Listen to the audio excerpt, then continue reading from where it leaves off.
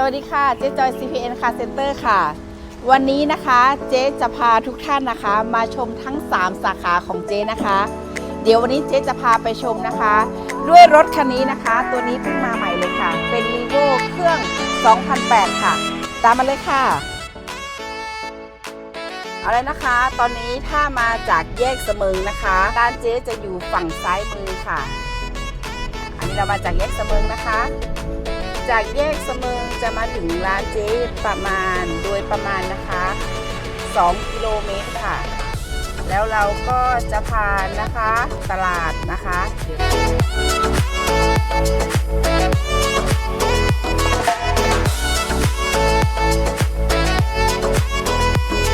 แล้วค่ะ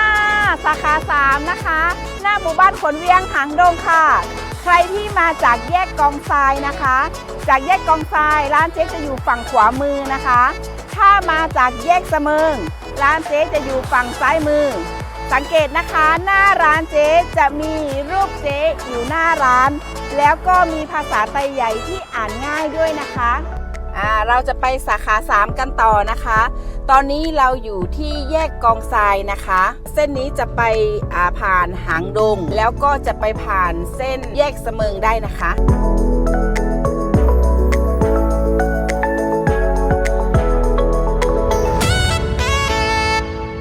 จากแยกกองทรายมานะคะ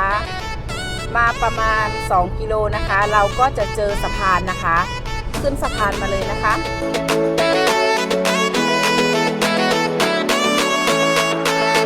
ตอนนี้เราขึ้นสะพานมาแล้วนะคะแล้วหลังจากที่เราขึ้นสะพานสังเกตนะคะฝั่งขวามือของเราจะเป็นวัดใหม่ท่าอิฐนะคะทางขวามือเราจะมีวัดใหม่ท่าอิฐนะคะแล้วหลังจากนั้นนะคะขับไปประมาณอีก 1.5 กิโลเมตรนะคะก็จะเจอสาขา3ของเราค่ะ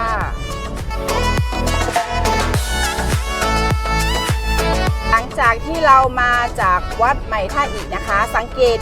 อีกอย่างหนึ่งนะคะฝั่งขวามือเจ๊นะคะก็จะเป็นปั๊ม PT นะคะปั๊มสีเขียว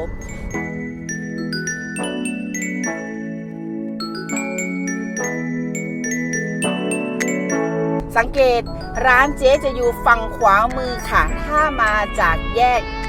กองทรายค่ะ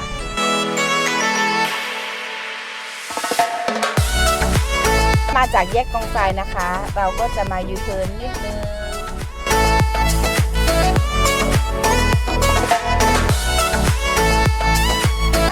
ตอนนี้เราก็มาถึงร้านเจ๊แล้วนะคะ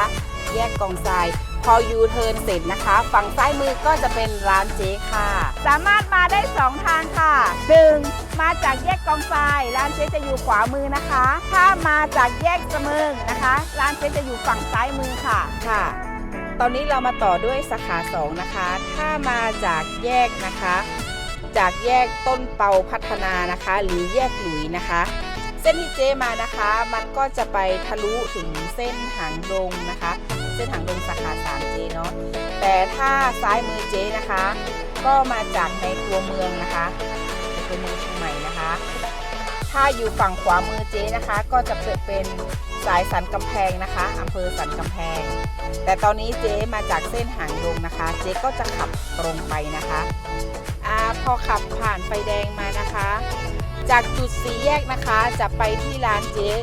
จะใช้ระยะทางประมาณอยู่2 กิโลเมตรกว่าเองค่ะเราต้องผ่านนะคะผ่านปั๊มคาเทคอยู่ฝั่งซ้ายนะคะผ่านปั๊มพีทีค่ะ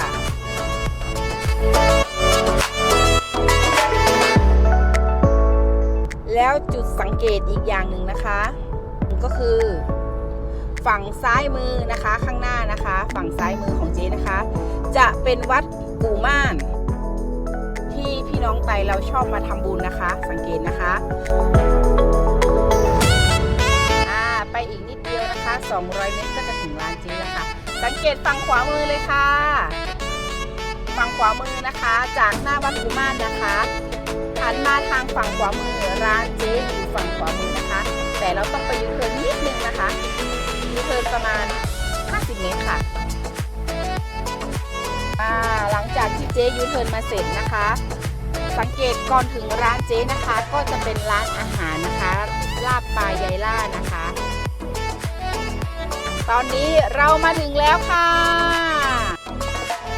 ร้านเจ๊สาขา2ค่ะ CPN Car Center สาขา2ค่ะ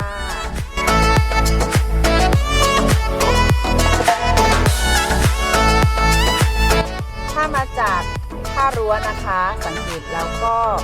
ขับตรงมานะคะวนนะคะลอดใต้สะพานที่ทำใหม่นะคะนิดนึงนะคะสี่แยกแม่กวงนะคะสะพานสี่แยกแม่กวงนะคะแล้วเราก็จะขับตรงไปเส้นสายสันกำแพงนะคะจากสี่แยกแม่กวงนะคะสะพานใหญ่ๆสี่แยกแม่กวงจากตรงนั้นจะมาที่ร้านเจ๊โดยประมาณ2 กิโลกว่าค่ะฝั่งซ้ายมือนะคะถ้าเราออกซ้ายจะเป็นตลาดท่ารั้วนะคะจากสะพานท่ารั้วก็ไม่ไกลแล้วนะคะสังเกตก่อนถึงร้านเจ๊สาขา2ถ้ามาจากเส้นท่ารั้วนะคะฝั่งซ้ายมือจะเป็นปั๊มปตท.ค่ะของเจ๊จะอยู่ติดร้านลาบปลายายล่าเลยนะคะตอนนี้เรามาถึงแล้วค่ะสาขา2ค่ะ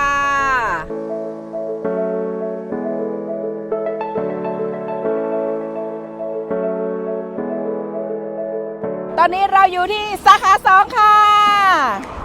สาขา2อยู่ตรงข้ามวัดกู่ม่านนะคะสามารถมาได้ทั้ง2ทางนะคะทางแรกนะคะมาจากแยกสันกำแพงนะคะแยกหลุยนะคะร้านเจ๊จะอยู่ฝั่งขวามือ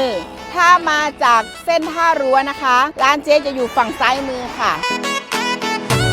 จากแยกหนองจอมสี่แยกหนองจอมนะคะมาเส้นแม่โจ้ประมาณ5 กิโลค่ะจะถึงร้านเจ๊สาขา1นะคะตอนนี้เราผ่านแยกหนองจอมมาแล้วนะคะ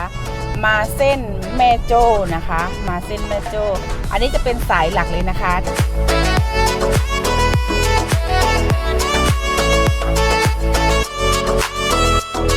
ตอนนี้เราขับมาประมาณ3 กิโลเมตรแล้วนะคะสังเกตอีกอย่างหนึ่งนะคะสังเกตฝั่งซ้ายมือของเจ๊นะคะ